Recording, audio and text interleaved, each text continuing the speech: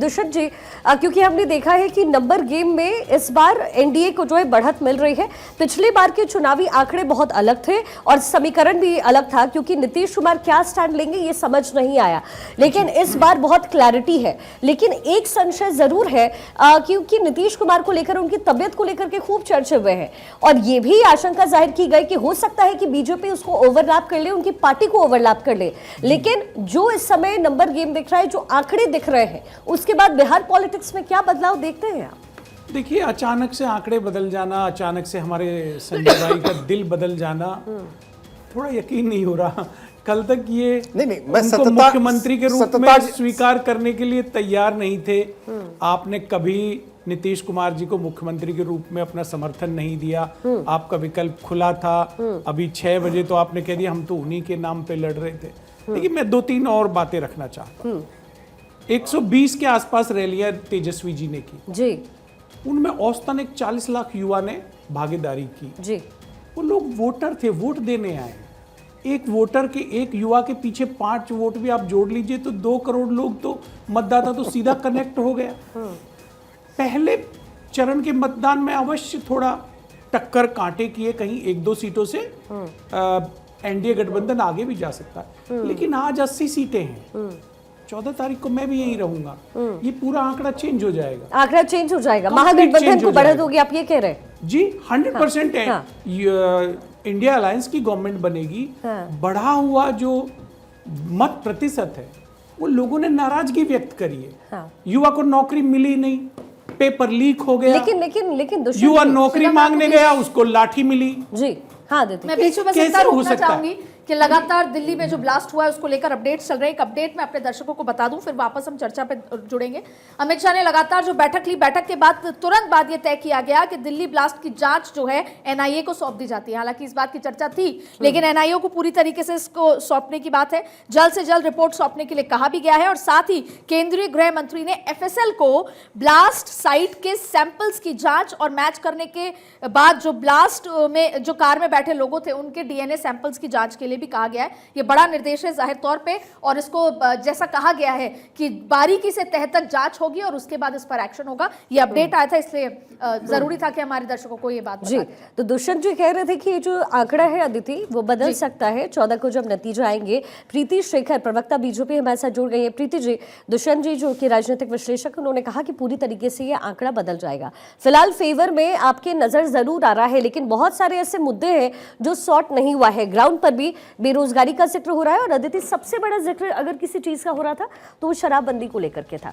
जो लोग वहां मौजूद थे उसमें भी 2-3 लोग ऐसे जरूर थे जिन्होंने शराब पी रखी थी और वो कहते थे खुलेआम कि हम शराब पी रहे हैं। तो हमने कहा कि भाई ये तो आप गलत कर रहे हैं, आप तो जेल जाएंगे। तो उन्होंने कहा कोई बात नहीं, पैसे देके छूट जाएंगे।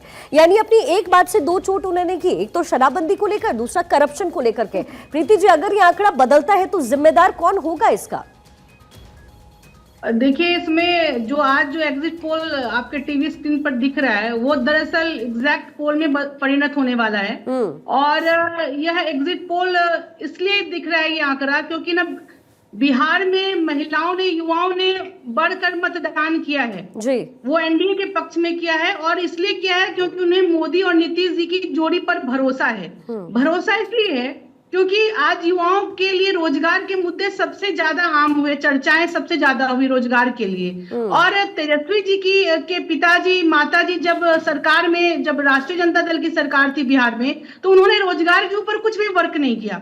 लेकिन एनडीए सरकार ने बिहार में लोगों को न सिर्फ रोजगार दिए बल्कि सरकारी नौकरियां भी दी। दूसरा पॉइंट है महिलाओं का। वैसी महिलाओं का जो आज से 20 साल पहले जो लड़की थी, जो वोटर्स नहीं बनी थी, उनको छात्रवृत्ति के तौर पर, साइकिल के तौर पर आदरणीय नीतीश जी के शासन काल में उन्हें एक पारितोषिक दिया गया इस रूप में वो पढ़ सके, आगे जाकर के आत्मनिर्भर बन सके। फिर जब वो आगे पढ़ी तो उनको सरकारी नौकरियों में 35% के आरक्षण का लाभ मिला। उसके बाद जो महिलाएं बच गई, जिन्हें नौकरी नहीं मिली, तो उन्हें स्वरोजगार के लिए आर्थिक सहायता दी गई। जीविका के माध्यम से उन्हें 10,000 रुपए और 2 लाख रुपए भविष्य में भी दिए जाएंगे। महिला उद्यमी योजना से उनको जोड़ा गया।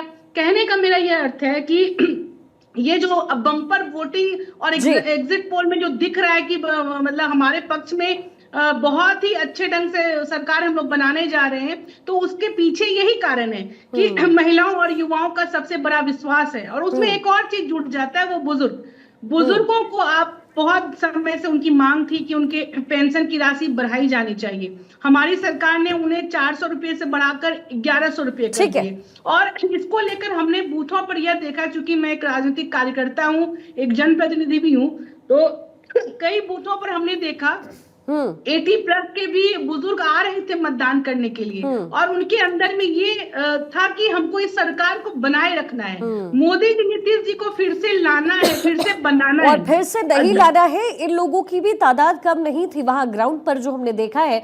प्रीति जी, दिनेश सिंह राजनीतिक विश्लेषक हमारे साथ इस समय स्टूडियो में।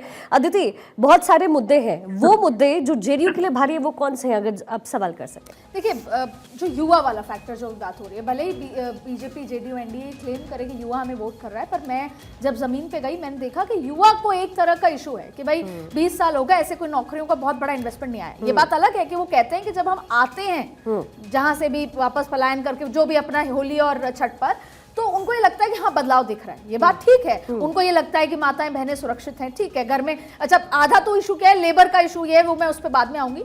पर युवा वोट स्प्लिट हो रहा है, नो डाउट। बीजेपी कैसे स्प्लिट हो रहा है? बहुत बड़ी संख्या का युवा जो है महागठबंधन के साथ, तेजस्वी के साथ जा रहा है, और उसमें कुछ 18% युवा हैं वो पीके के साथ भी जा रहे हैं। तो अगर बीजेपी का जो जेडीयू का बीजेपी का जो पॉइंट ऐसा होगा जहां पे लगेगा अरे कुछ बदलाव है, तो वो युवा फैक्टर है कि वो पूरे युवाओं को नहीं ला पाए। वो महिलाओं को एकजुट ले आए हैं, पर युवा कहीं ना कहीं, क्योंकि आप 20 साल बाद अगर ये कहें कि हम बिहार में बाहर ला देंगे तो ला देते पहले। दूसरा, हम अब इन्वेस्टमेंट ला देंगे तो ला देते साहब, अभी तक ला देते। तो वो ट्राई करना चाहते हैं कुछ बदलाव। नहीं, बिल्कुल, रोजगार जो है दिनेश, ये एक बहुत बड़ा मुद्दा रहा है। बहुत सारे ऐसे में आ रही हूँ दुष्यंत जी आपके पास, बहुत सारे ऐसे मुद्दे हैं। और जब आप कहते हैं कि उद्योग हम लेकर के आएंगे, तो भाई 15 साल हो चुके हैं, उद्योग क्यों नहीं आया? फिर आप नई नई बातें कहेंगे, बीजेपी फिर नई बातें कहती है, या फिर नीतीश कुमार कहते हैं कि आएगा। स्टूडेंट्स का भी मुद्दा है, डोमिसाइल की मांग हो रही थी। तो कई मुद्दे ग्राउंड पर ऐसे हैं। लेकिन क्या आपको लगता है कि एक लोगों के अंदर एक तरीके का संशय है आरजेडी को लेकर के, जो पिछले दौर में हमने देखा है, वो डर है, और यही वजह है कि लोग अभी भी टारगेटेड है कि भाई दे तो किसे दे वोट फिर? एग्जैक्टली, देखिए ऐसा कि सबसे पहले युवाओं की अगर बातचीत करें तो जैसे मैं इस तरह के बताऊंगा कि जैसे एक थाली जो है सबके सामने घुमाई जाए, किसी को सिर्फ उसकी खुशबू मिले और किसी के सामने सारा दस्तरखान बिछा दिया जाए, उस तरह की बातचीत है।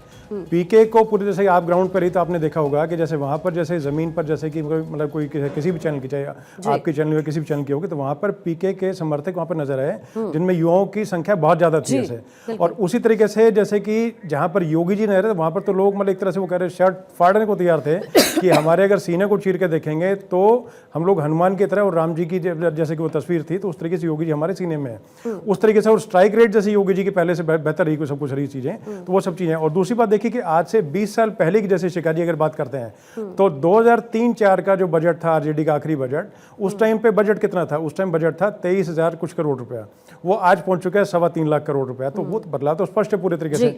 दूसरी बात जैसे कि महिलाओं की अगर बातचीत करें, महिलाएं जैसे उसमें युवा, मतलब युवा महिलाएं भी हो सकती हैं ऐसे, तो उनमें जैसे अगर गैंगस्टर्स जेनजी बोले, कुछ भी बोले, तो उनकी अगर बातचीत अगर सीधे तरीके से बोलते हैं, तो उसमें भी देखिए क्लियर मैंडेट है कि लंबी दूरी वाली चीजें 33% का आरक्षण जो है केंद्र सरकार ने दिया, और बाद में बाइसिकल और जैसे कि आपके जैसे कि और जैसे कि 10,000 जैसे कि देने का काम होगा, और जैसे स्कूटी देने का काम, और पीजी से लेके मतलब है कि जैसे कि जैसे ऊपर तक जो है जो शिक्षा करने का काम, और उससे मतलब जो पहले भी जो शिक्षा जो है तो उसमें पूरा दिया। तो उस तरीके देखिए मतलब मैंडेट जो है वो क्लियर तरीके से नजर आता है साफ साफ। और दूसरी के जैसे कि उनका जैसे कि दोनों का, अगर मैं महागठबंधन का और एनडीए के बीच में अगर ये कि थोड़ा अगर मैं देखने की कोशिश करूं, तो उसमें देखिए कि उसमें अपने तरीके से ताल ठोक रहे थे, कोई मुख्यमंत्री बनना चाहता था, कोई मुख्यमंत्री बन जाए, और उसमें कोई किसी की मतलब तालमेल बराबर नहीं थी। जबकि यहाँ पर जैसे बोला गया कि 5 पांडव यानी कि एक परिवार लड़ रहा था से, तो उसका बहुत स्पष्ट मतलब उसका नतीजा सामने गया, और जनता के बीच में स्पष्ट मैसेज ये गया कि भाई एक परिवार लड़ रहा है और वो अपने आप में लड़ने में मस्त है। ऐसे तमाम जो मेहमान है वो हमारे साथ बने हुए अदिति, और सवाल बहुत सारे हैं।